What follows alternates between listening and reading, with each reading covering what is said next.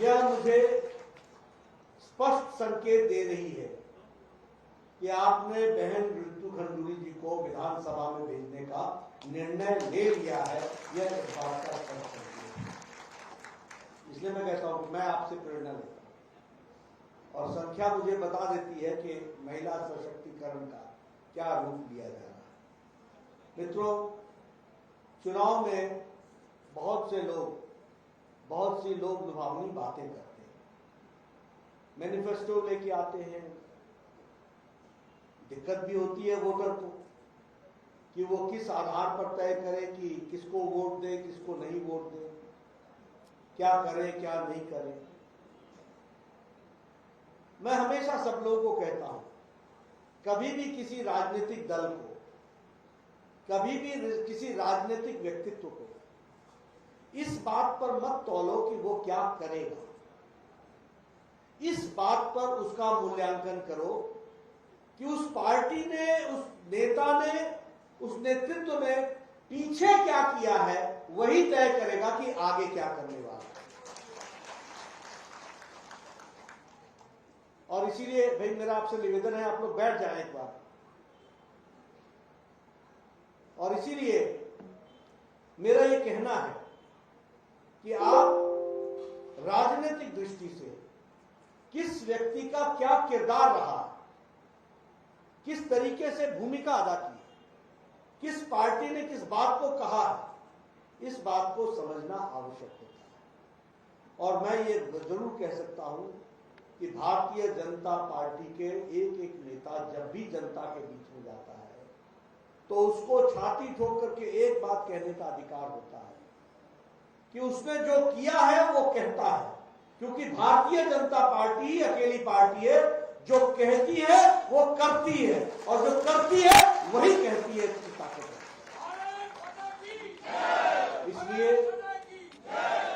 इसलिए हमें इस आधार को हमेशा ध्यान में रखना चाहिए। दूसरी बात, बाकी पार्टियां क्या है?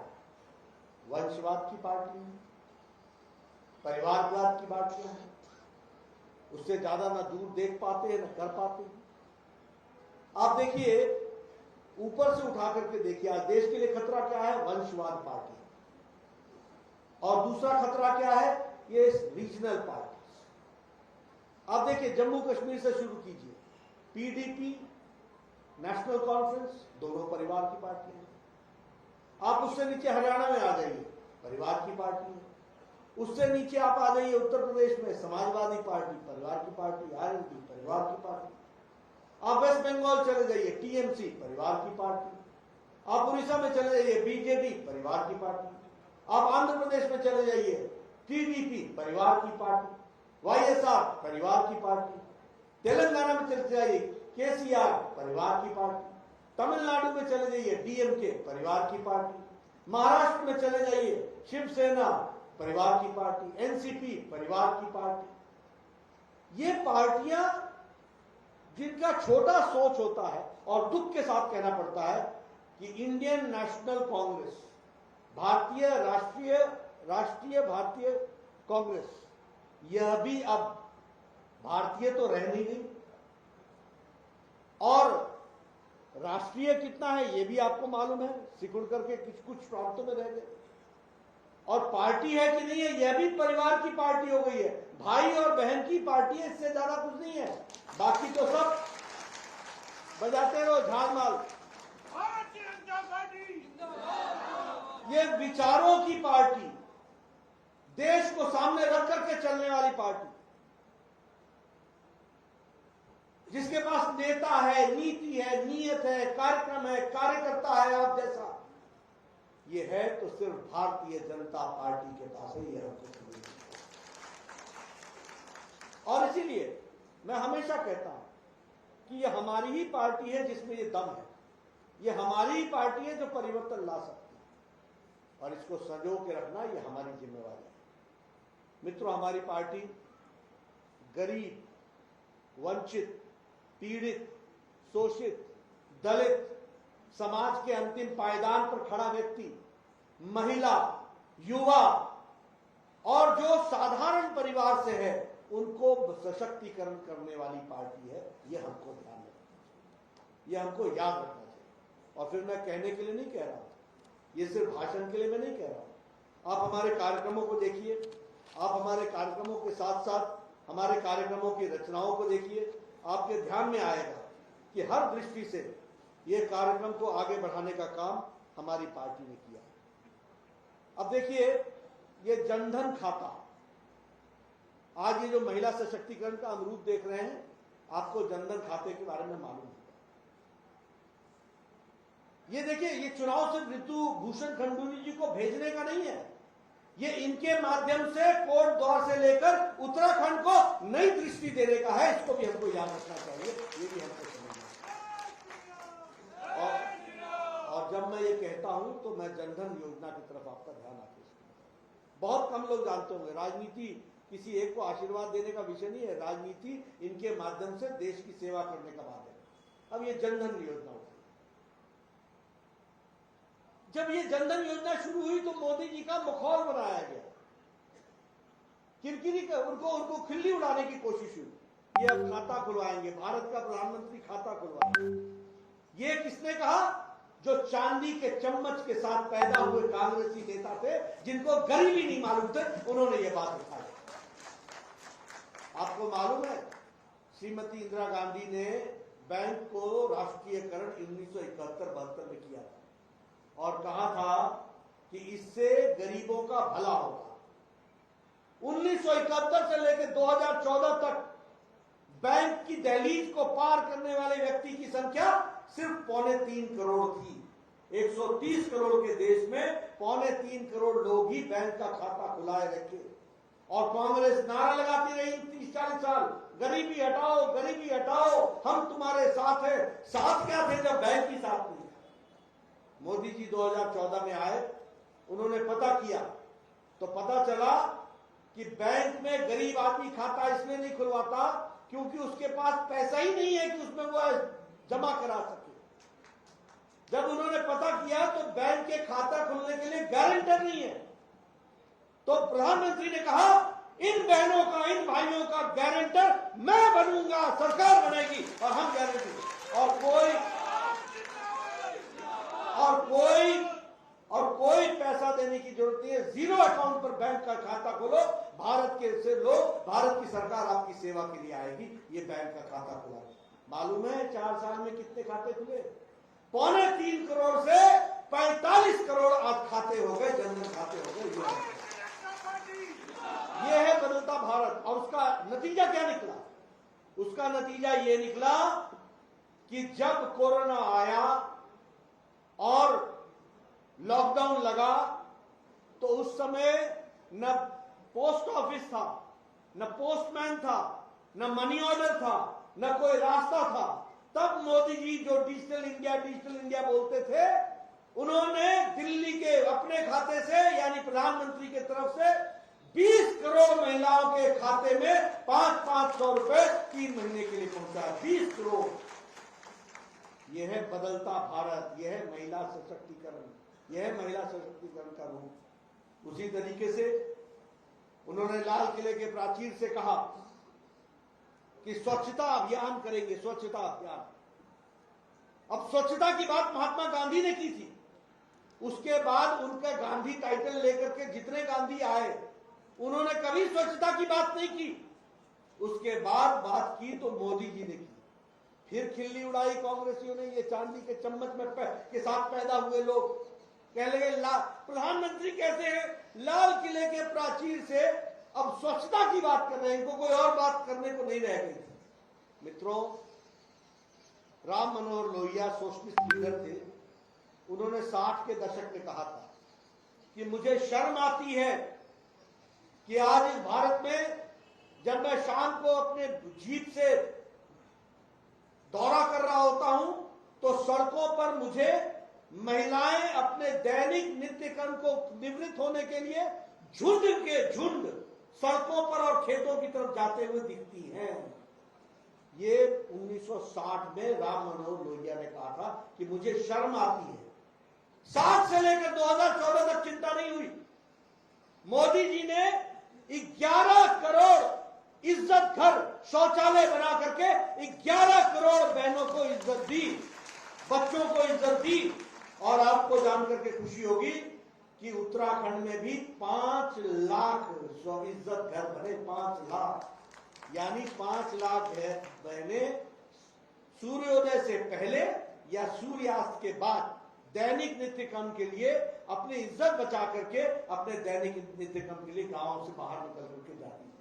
आज उनको 5 लाख लोगों को उत्तराखंड में और देश में 11 करोड़ शौचालय बने, इज्जत घर बने, यानी 11 करोड़ माताएं, 11 करोड़ बहनें, 11 करोड़ हमारे बच्चे, इनको इज्जत के साथ जीने का मौका मिला। यह है महिला सशक्तिकरण, जिसको हमको पहचानना है। यह बनता, मैं कहता हूं ये रिपोर्ट कार्ड रखें। एक कांग्रेसी नेता आ जाए 1947 से लेकर के अभी तक अपने 2 साल का भी रिकॉर्ड रख दे तो मैं मान जाऊंगा कि उन्होंने कोई काम किया। वो रख ही नहीं सकते। ये भारतीय जनता पार्टी है जो अपना रिपोर्ट कार्ड रख रही है। आपके सामने मैं बताना चाहूंगा, गांव के लोग हैं यहां पर, बताइए आप चूल्हा जलाने के लिए, लकड़ी काटने के लिए गांव की महिलाएं बाहर, गांव से बाहर जंगल में जाती थी कि नहीं जाती थी? और जाकर के लकड़ी काट करके फिर लकड़ी का चूल्हा जलाती थी, लकड़ी से चूल्हा जलाती थी, धुआं होता था, वो धुआं फेफड़ों में लेती थी, तब जाकर के कहीं फूक फूक करके आग जलाती थी, तब चाय पिलाती थी। मोदी जी ने पिछले 10 करोड़ लोगों को, 10 करोड़ बहनों को गैस का चूल्हा और सिलेंडर दिया है। और आजकल बहनें लाइटर लेती हैं, टक से जलाती हैं, 5 मिनट में चाय पिलाती हैं और पतिदेव को बोलती है कर क्या रहे हो, जाओ कमाओ। अब क्या कर रहे हो, चाय तो पिला दी 5 मिनट में, है कि नहीं है? पतिदेव बोलता भूखा हूं, बोले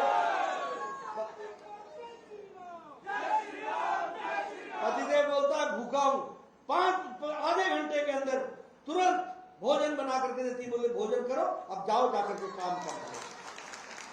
यह है महिला सशक्तिकरण, जिसको हमको ध्यान रखना चाहिए। सौभाग्य योजना, 18,000 गांव थे जो बिना बिजली के थे। मोदी जी ने 1000 दिन के अंदर 18,000 गांवों को बिजली पहुंचाई।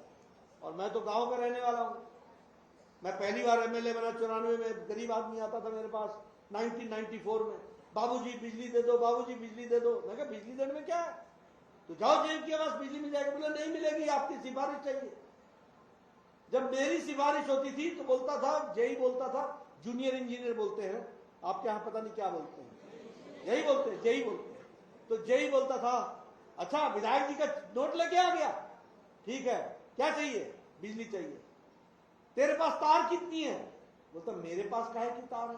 बोला ऐसे थोड़ी ना होता है, कितना लगेगा, बोलेगा 200 मीटर लगेगा। ऐसा कर 100 तू इंतजाम कर, 100 मैं दूंगा।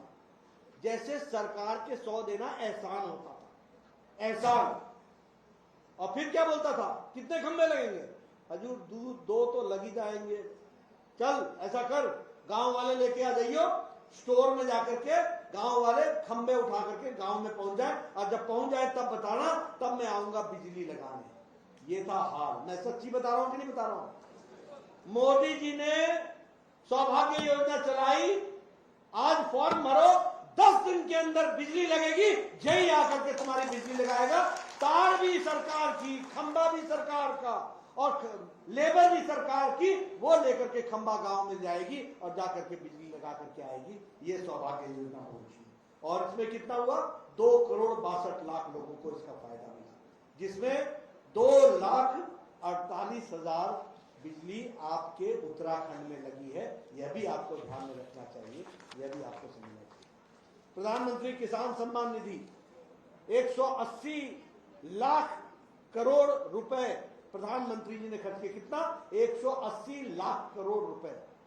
कितने किसानों को, 10 करोड़ किसान को 10 किश्तों में 2-2 हजार रुपए पहुंचाया है प्रधानमंत्री किसान सम्मान निधि। ये किसान नेता सारे किसान नेता बनने को फिरते हैं। कौन ऐसा है माइका लाल जिसने किसानों के लिए किया है तो नरेंद्र मोदी ने किया है। ये हमको ध्यान में रखना चाहिए किसान की बात।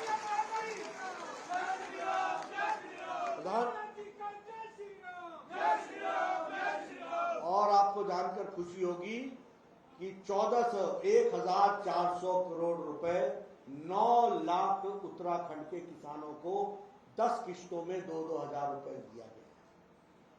कोई कमी नहीं छोड़ी गई। आयुष्मान भारत, ये बदलता भारत हमको दिख नहीं रहा है क्या? आप बताइए, आज उत्तराखंड का हर परिवार को 5 लाख रुपए का गोल्डन कार्ड है कि नहीं है? हर को है कि नहीं है? कभी सोचा था कि गरीब आदमी का सालाना 5 लाख रुपए का हेल्थ कवर मिलेगा और हर साल मिलेगा?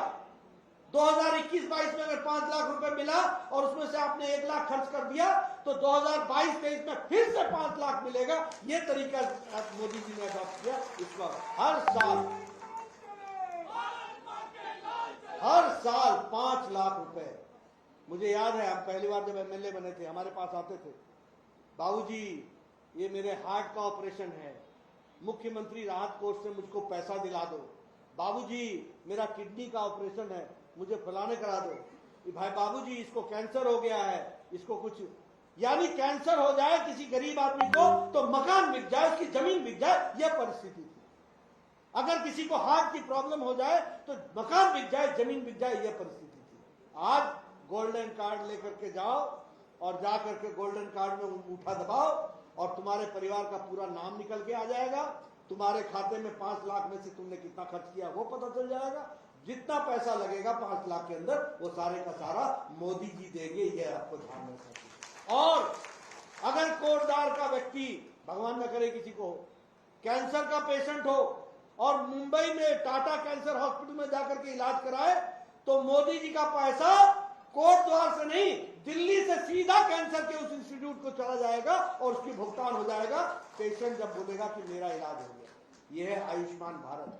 और पुष्कर धामी ने जो बचे थे उनको भी जोड़ लिया साथ में, कोई परिवार नहीं छोड़ा आयुष्मान भारत की दृष्टि से। ये भी हमको याद रखना चाहिए। आप बताइए, ये सैनिकों का प्रदेश, हर घर से सैनिक, ये सैन्य धाम क्यों नहीं बनाया था? क्यों मोदी जी का इंतजार किया? क्यों नहीं चिंता की गई? ये 1 रैंक 1 पेंशन, यहां बैठे हुए हमारे फौजी भाई हैं, उनको ध्यान में होगा कि जब वो फौज में गए भी नहीं होंगे तब से 1 रैंक 1 पेंशन की डिमांड चल रही थी। 1971 से चल रही थी, किसी ने सुध नहीं ली। मोदी जी ने 1 रैंक 1 पेंशन के तहत 48,000 करोड़ रुपए की अदायगी की और उत्तराखंड के 1,16,000 हमारे पेंशन धारियों को 1 रैंक 1 पेंशन की सुविधा दी। इस बात को भी हमको याद रखना चाहिए।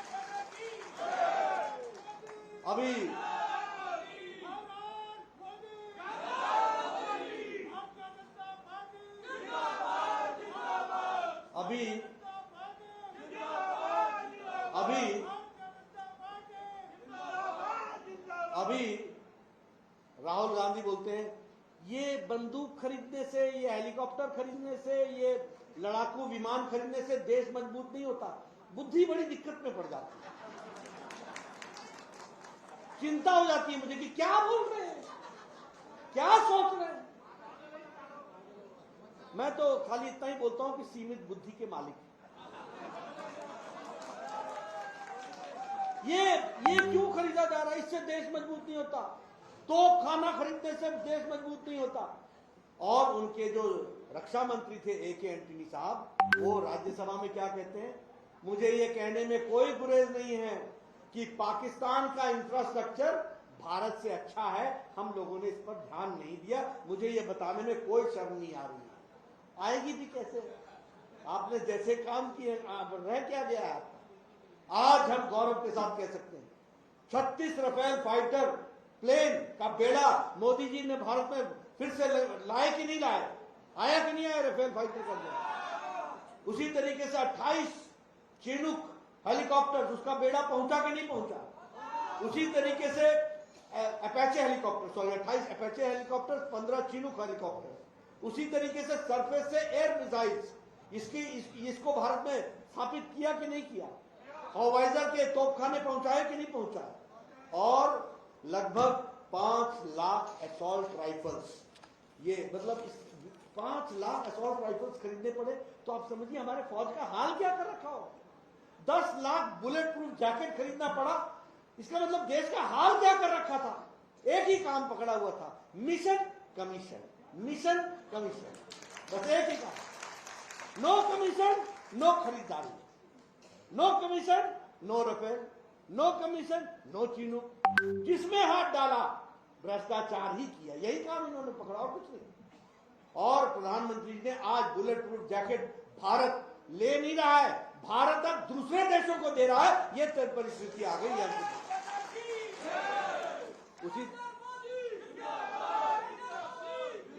उसी तरीके से 5 squadrons S-400 surface to air missile systems के खड़े हो गए। इसलिए विकास की दृष्टि से देखा जाए और देश के सुरक्षा की दृष्टि से देखा जाए तो बहुत काम हुआ। आप पहाड़ के लोग हैं, रितु जी फौजी की बेटी है, जनरल साहब की बेटी है, आपको मालूम है, आप सब लोग फौजी भाई हैं। पहले कन्वॉय कैसे जाता था, एक आगे हरा झंडे, पीछे लाल झंडी, बीच में ट्रक्स का कन्वॉय जाता था कि नहीं जाता था। किसी पुल पर पहुंचो तो एक तरफ ट्रैफिक रोक दिया जाता था, तब कन्वॉय को निकाला जाता था। आज मुझे खुशी हो रही है कि बॉर्डर पर 4764 किलोमीटर की सड़क मोदी जी ने चाइना से लेकर के और पाकिस्तान तक के बॉर्डर पर ऑल वेदर रोड बना दिया है और ब्रिजेस के साथ बना दिया है। यह हमको याद रखना चाहिए। 380 किलोमीटर की सड़कों को रीसर्फेस किया गया है और उसी तरीके से लगभग 73 इंडिया चाइना रोड इंडिया के चाइना के सामने की सड़कें बन रही है, उसका काम चल रहा है, ऑल वेदर रोड। अब हमारा फौजी भाई एक दिन के अंदर चाइना के सामने बॉर्डर पर सीना तान करके खड़ा होने के, वो घर से जाकर के पहुंच सकता है। यह स्थिति आकर के खड़ी हुई है, यह भी हमको याद रखना चाहिए। यानी भारत की सुरक्षा की बात हो या सुरक्षा के साथ अपने आप को जोड़ करके देखने की बात हो, तो जो हमारे लोगों ने काम किया वो हमें याद रखना चाहिए। अटल टनल, अब लोग जो हिमाचल में काम किया होगा उनको मालूम होगा, ये अटल टनल 10 किलोमीटर की है, 9 पॉइंट समथिंग किलोमीटर की सड़क है। पहले 1.5 दिन लगता था उस पहाड़ी को क्रॉस करने में, अब 25 मिनट लगते हैं, 25 से 30 मिनट लगते हैं और व्यक्ति सीधे लेह लद्दाख के लिए वो रास्ता पकड़ करके, यानी 1.5 दिन बचता है। यह परिस्थिति आकर के खड़ी है। और यह अटल टनल, अटल जी ने इसके शिलान्यास किया था, उसके बाद सरकार बदल गई, यूपीए की सरकार आ गई, सोनिया जी ने फिर से जाकर के पत्थर रखा कि नहीं मैं रखूंगी, और वो पत्थर ऐसा पड़ा कि काम ही बंद हो गया। उसके बाद मोदी जी आए, मोदी, मुझे याद है अटल जी ने कहा था कि मैंने जो पत्थर रखा है वो मेरे दिल पर पत्थर है, क्योंकि काम नहीं हो रहा है। यूपीए की सरकार आ गई थी, बाद में अटल जी बीमार हो गए, बाद में मोदी जी की सरकार आई। मोदी जी ने रिकॉर्ड टाइम में 3 साल में वो 10 किलोमीटर की सड़क निकाल करके अटल टनल योजना को रूप दिया और आज लेह लद्दाख को जाने वाला, पहले क्या होता था, लेह लद्दाख को जाने वाली सामग्री अक्टूबर महीने में पहुंचानी पड़ती थी, क्योंकि मार्च महीने तक नहीं जा सकती थी बर्फ गिर जाने के कारण। आजकल बस अटल टनल में प्रवेश करो, 25 मिनट में उधर से निकलो और लेह लद्दाख सीधे निकल जाओ और जाकर के 12 महीने अब सामग्री जा सकती है, अपना जो खाने पीने का फौज का सामान है वो सारा पहुंच सकता है। यह परिस्थिति आकर के खड़ी हुई। इसलिए मित्रों, विकास की दृष्टि से मैं लंबी आपके सामने गाथा रख सकता हूं और सारी चीजें बता सकता हूं, लेकिन मैं आपके सामने अब उत्तराखंड की कुछ बातें करूंगा। इस बजट के अंदर जो विशेष बात की गई है, 1 साल के अंदर 60 लाख लोगों को नौकरी देने का विषय, प्रोडक्शन लिंक इंसेंटिव, ये इस बजट में रखा गया। इसी के साथ साथ 25,000 किलोमीटर की सड़क, 20,000 करोड़ रुपए इसके लिए खर्च हो गए 1 साल के अंदर, 25,000 किलोमीटर। और आपके यहाँ 4 धाम की सड़क का काम बोलो तेजी से चल रहा है कि नहीं, पूरा हो रहा है कि नहीं हो रहा है, 4 लेन सड़क है कि नहीं है। और ये बदलती तस्वीर, पहाड़, कभी पहाड़ के लोगों ने सोचा था कि ऐसी सड़कों पे चलने का मौका मिलेगा। ये मोदी जी ने इस तरीके से 4 धाम की सड़क 900 किलोमीटर 12,000 करोड़ रुपए खर्च होकर के बन रही है, ये भी हमको ध्यान रखना चाहिए। उसी तरीके से हमारा ये कर्णप्रयाग ऋषिकेश कर्णप्रयाग रेलवे लाइन है, इसका भी काम चलने का जो है वो पूरा शुरू किया गया है। और जिसको हम कहते हैं यहाँ की संस्कृति की रक्षा, यहाँ के अध्यात्म की रक्षा और इसके साथ साथ लोगों का विकास। अब आदि शंकराचार्य की समाधि मोदी जी के द्वारा बनी कि नहीं बनी, उसका अनावरण हुआ कि नहीं हुआ, उस मूर्ति का अनावरण हुआ कि नहीं हुआ, केदारपुरी की बदलती हुई तस्वीर है कि नहीं।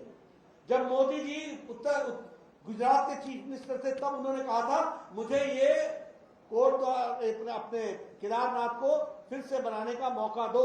उस समय की हरीश रावत की सरकार ने नहीं मौका दिया, बाबा विश्वनाथ ने, भगवान ने, शिव जी ने मौका दिया, भारत के वो प्रधानमंत्री बने। और आज आप देखिए केदारनाथ पर किस तरीके से काम चल रहा है और किस तरीके से वो विकास की काम कर रहा है। मित्रों, उसी तरीके से हर दृष्टि से विकास की एक नई कहानी रची गई है।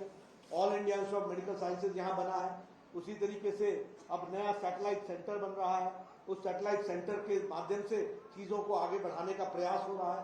तो स्वास्थ्य के दृष्टि से, विकास के दृष्टि से, हर दृष्टि से मोदी जी की सरकार और पुष्कर धामी जी मिलकर के इस काम को आगे बढ़ा रहे हैं। मित्रों, अब ये चुनाव के बेला में एक बात मैं आपसे कहना चाहता हूं। किसी हमारे हरीश रावत जी ने कहा कि मैं एक विशेष समुदाय के लिए यूनिवर्सिटी बनाऊंगा। अब ये देखो आप, तुष्टीकरण का गंदा खेल। एक तो अब देखो चुनाव को सांप्रदायिक कौन बनाता है, किसने सांप्रदायिक बात शुरू की, और उसके साथ साथ ये तुष्टीकरण का गंदा खेल। और आपसे ज्यादा कौन जानता है इस गंदे खेल को? आप लोग जानते हैं कि नहीं जानते? क्या आप चाहते हैं कि इस तरीके का तुष्टीकरण का खेल हो? क्या आप चाहते हैं कि इस तरीके से समाज को बांटा जाए? हम सबका साथ, सबका विकास, सबका विश्वास लेकर के चल रहे हैं। आपने बताइए, आयुष्मान भारत में कभी किसी ने पूछा कि तुम किस जाति के हो? कभी किसी ने पूछा कि तुमको गैस का सिलेंडर मिल रहा है, तुम किस जाति के या धर्म के हो? सबका साथ, सबका विकास, सबका विश्वास। विद्यालय सबके लिए हैं, विश्वविद्यालय सबके लिए हैं, सबको साथ लेकर के चलना है। लेकिन आप एक धर्म के यूनिवर्सिटी की बात करके तुष्टीकरण का गंदा खेल कर रहे हो, और ये भी चुनाव के समय कर रहे हो। किसके लिए कर रहे हो? मनसा क्या है तुम्हारी? क्या मन है तुम्हारा? क्या मन में रखा? इनके मन में वही रखा है, अंग्रेज चले गए और अपनी विचार छोड़ गए। इन कांग्रेसियों के नाते फूट डालो और राज करो, डिवाइड करो और राज करो। क्या आप ऐसा होने देंगे? क्या आप ऐसा होने देंगे? सब कोई, सबका साथ, सबका विकास, सबका विश्वास, सबका प्रयास, सबको साथ लेकर के चलने की बात है। जहां तक इस इलाके के विकास की बात है, मैं आपको विश्वास, अभी आपने रितु खंडूरी जी का वक्तव्य सुना, आपके ध्यान में आया होगा कि महिला सशक्तिकरण की उन्होंने किस तरीके से बातचीत रखी, उन्होंने किस तरीके से विजन की बात रखी, उन्होंने किस तरीके से कोट द्वार को नए तरीके से बढ़ाने की बात की, उन्होंने किस तरीके से यहां पर के लोगों के रहने के लिए एसटीपी की कैसी आवश्यकता है उसके बारे में चर्चा की, उन्होंने सड़कों के बारे में चर्चा की, उन्होंने इलेक्ट्रिफिकेशन के बारे में चर्चा की, उन्होंने यहां के इंफ्रास्ट्रक्चर के बारे में बातचीत की। यह बातचीत कोई पढ़ करके नहीं कर सकता, ये वही नेता कर सकता है जिसके पास विकास की दृष्टि है, और वो ऋतु भूषण खंडूरी जी के पास है। इसलिए मैं भारतीय जनता पार्टी के सभी कार्यकर्ताओं को और यहां तमाम जनता से एक निवेदन करने आया हूं। कोट द्वार को नया कोट द्वार बनाना है। ये गढ़वाल का मुख्य द्वार है, यहाँ टूरिज्म का इमेंस पोटेंशियल है, उसको आगे बढ़ाना है। और मोदी जी ने कहा है अगला दशक उत्तराखंड का है, और मोदी जी ने कहा है कि महिला सशक्तिकरण में भारत आगे बढ़ रहा है, हमको आगे बढ़ाना है। तो बताइए, आप महिला सशक्तिकरण को आगे बढ़ाएंगे कि नहीं बढ़ाएंगे? बढ़ाएंगे कि नहीं बढ़ाएंगे? और हमारे पुरुष भाई साथ देंगे ना? ठीक है, इसलिए मैं आपको निवेदन करने आया हूं कि भारतीय जनता पार्टी की प्रत्याशी बहन हमारी ऋतु भूषण खंडूरी जी को आप विजय हासिल कराएं, और एक नए अध्याय को, विकास के अध्याय को आप लिखें, और सब लोग इसमें अपना योगदान करें। इन्हीं शब्दों के साथ बहुत बहुत धन्यवाद। जय भारत। मैं एक बात और निवेदन करना चाहूंगा। मुझे बताया गया है कि बहुत से बूथ के स्थानों से लोग आए हैं। मैं एक ही बात कहूंगा कि बूथ जीता तो चुनाव जीता, इसलिए बूथ की तरफ आप अग्रसर हो जाएं, और बाकी बातें मैंने आपसे गहराई से की थी। इन्हीं शब्दों के साथ बहुत बहुत धन्यवाद।